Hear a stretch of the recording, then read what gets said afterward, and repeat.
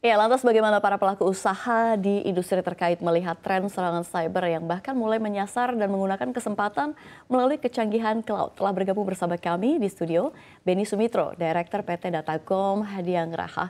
Halo Pak Beni, Halo, apa selamat kabar pagi. Pak? Baik, terima kasih Ibu. Terima kasih sudah meluangkan waktunya untuk bergabung di studio CNBC Indonesia. Pak Beni, baru saja kita melihat memang begitu banyak kasus begitu ya yang memang masuk dari cloud begitu ya. Tapi kalau misalkan saya mau lihat sebenarnya dari pandangan Anda sebenarnya tingkat serangan cyber di Indonesia saat ini seperti apa sih, dan juga kalau kita lihat bagaimana nih trennya dalam beberapa tahun terakhir?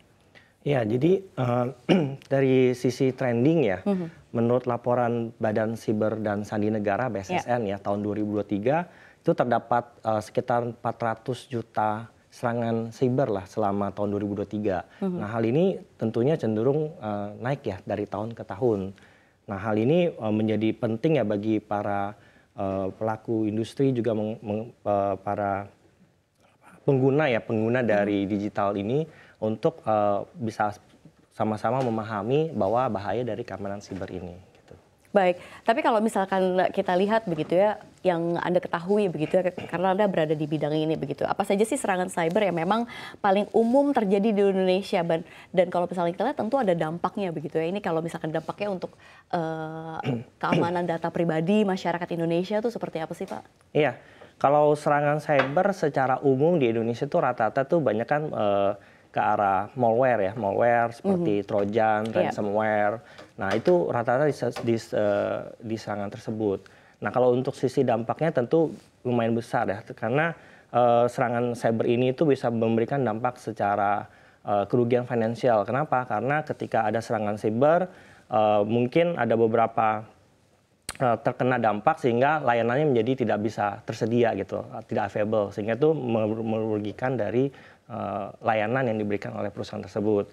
Selain itu juga terkait pencurian data ya, itu tentunya akan menurunkan istilahnya level confidence dari pengguna gitu, sehingga juga nantinya pada ujungnya itu mengurangi branding, mengurangi kepercayaan terkait brand tersebut gitu, dan ini memberikan impact yang sangat besar ya bagi finansial gitu. Oke, kita beralih sedikit. Ini menarik Pak Beni, ini kan bergerak di bidang usaha ICT begitu ya, segala macam. Dan kalau kita lihat memang justru fokus gitu ya, berada di cloud begitu ya. Ini seperti apa sih Anda bisa meyakinkan begitu ya bahwa ini aman kok gitu. Mungkin bisa di elaborate sedikit Pak untuk kita, sebenarnya strateginya apa? Iya, jadi perusahaan kami itu memang memberikan berdua layanan ya, layanan cloud dan layanan security. Nah, tentunya untuk layanan cloud ini, bagaimana kami bisa meyakinkan para pengguna cloud ini supaya menjalankanlah aplikasinya mereka atau layanan mereka di atas cloud kami. Nah, tentunya kami memberikan beberapa level of security ya, terutama dari sisi akses. Kami mengimplementasikan yang namanya multi-factor authentication gitu, sehingga memastikan bahwa memang orang yang melakukan akses terkait layanan kami itu memang orang yang sebenarnya, orang yang memang tepat gitu ya, dibandingkan dari hacker atau dari luar.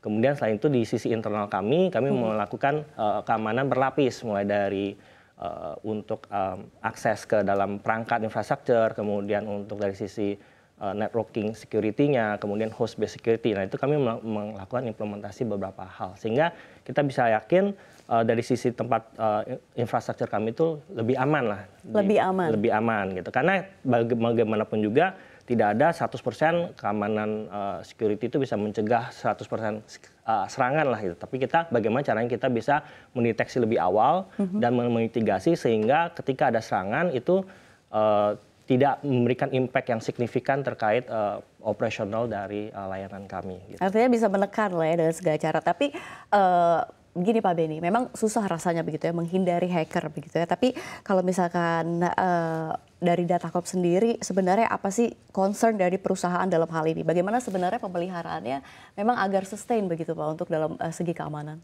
Iya, jadi kalau menurut kami itu sebenarnya hambatan dari implementasi keamanan cyber itu paling pertama itu adalah dari sisi awareness ya.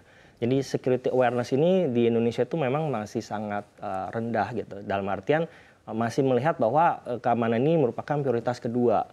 Jadi ini yang perlu diubah ya secara pola pikir. Kenapa? Karena kita harus mendesain dari awal itu sudah mengikuti framework dari security supaya dari ground up aplikasi dikembangkan itu lebih aman. Kemudian kita juga harus melihat bahwa dalam sisi awareness ini untuk dari sisi dampak. Kenapa? Karena banyak yang tidak melihat serangan security ini tidak terlalu penting lah, tapi dampak yang ditimbulkan tadi seperti saya jelaskan ya mengenai dari kerugian finansial ketika layanan itu tutup, tidak bisa melayani ketika diserang gitu kan, kemudian dampak dari sisi kepercayaan dari pengguna itu juga menurun dan sebagainya. Itu memberikan efek-efek yang mungkin secara tidak langsung terkait perusahaan ini menjadi merugi dalam waktu masa depan dalam jangka panjang ya, seperti itu. Jadi menurut saya pertama itu awareness ya. Kedua, bagaimana caranya supaya kita bisa implementasi keamanan siber ini, itu tentunya diperlukan tenaga ahli yang sangat kompeten ya gitu. Nah, ini di Indonesia juga tenaga ahli terkait security ini masih kurang lah, belum banyak yang memang bergerak di bidang ini. Lalu juga dari sisi budget, karena security awareness tadi, sehingga prioritas budgetnya itu tidak untuk keamanan, jadi prioritas kedua. Jadi ini juga merupakan bagian-bagian dari mengapa di Indonesia sendiri itu keamanan siber ini itu masih belum terlalu diimplementasikan dengan baik gitu. Belum terlalu diimplementasikan dengan baik. Artinya kan Anda tentu berhubungan dengan kebijakan dari pemerintah.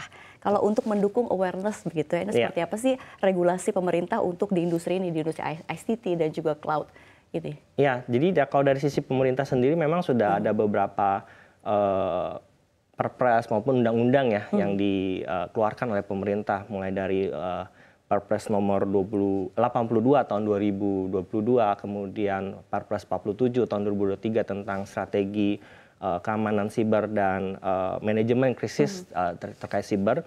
Serta yang paling terbaru ini adalah mengenai Undang-Undang Perlindungan Data Pribadi. Jadi ini dari pemerintah sendiri itu sudah aware ya, sudah sadar gitu. Makanya dalam waktu beberapa tahun belakang ini itu banyak dikeluarkan undang-undang khususnya untuk menangani serangan cyber ini. Gitu.